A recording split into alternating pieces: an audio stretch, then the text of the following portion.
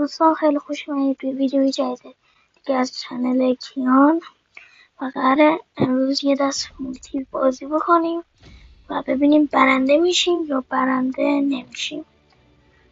البته شاید هم دو دست یا همون یه دست. خب ببینیم یه اتش یه گان خوبم واسهتون گذاشتم. این گانه اینم اتش خوبیه واقعا. همه که با این گان بازی کنیم و بریم.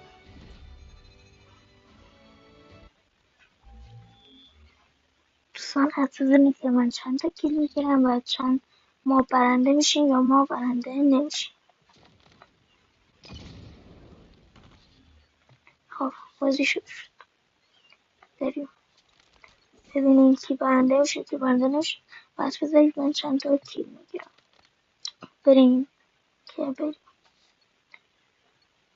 خب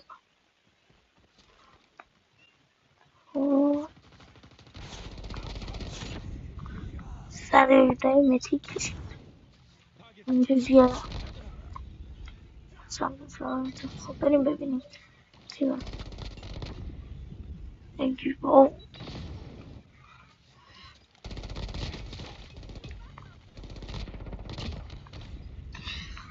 اینو باید ببینیم. خب فقط لایک و سابم فراموش نشه تا من انرژی گیرم بیشتر بتونم واسهتون ویدیو بذارم و فعالیت کنم.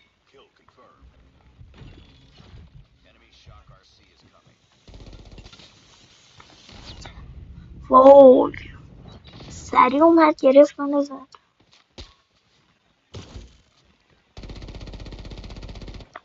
وای بزنیم ببین کی برنده میشه. اونو 20 ماست. خب بریم یه چیز بکشیم. اتچه این تیاره من آخر ویدیو واسهتون میذارم. واقعا اتچه خوبیه. اینم اتچه بسیار خوبیه. اتچش هم عالیه. بشین توی بطلشون هم بذارید. بطل هم اتچه خوبیه.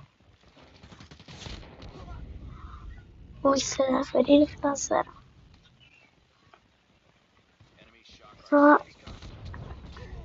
همش اینو میزنن.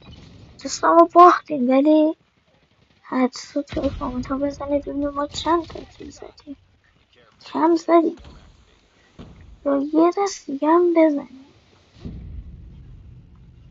یه دست دیگه هم بزنیم دوستان. خب یه نم اتچه تیاره ما واسهتون بذارم. اتچه خوبیه میتونید توی بطنتونم که خیلی میجید بذارید. اتچه خوبیه به نظر من که دورم خوب میزنه. هر که اتچه خوبیه لایک و سابم فراموش نشه. بریم ببینیم. خب کیلامون رو ببینیم. اول 7 کیل زدیم. ببینیم کی تو کامنت ها درست هست. این دوستان از اتچه تیاره با اتچه بسیار خوبیه و اسکرین شاتی که گرفتید. خب بریم یه دست دیگه هم بازی کنیم ببینیم کی برنده میشه کی میبازه. و دوستان الان هم حدس بزنید ببینیم توی این راند دوم چند تا کیل میزنیم. ما 10 اومدیم. خب ولی بزرگی فیلم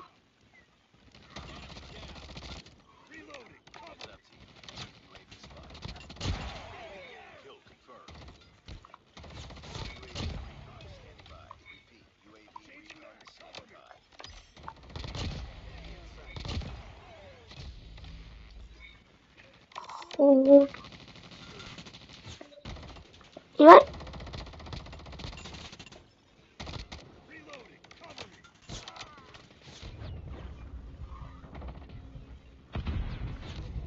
وای من زدن.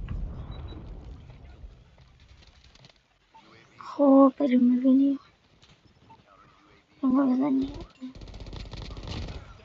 خب بزنید. اصلا این نفر اول کدومی که اینجا رو شدیم اسمشون.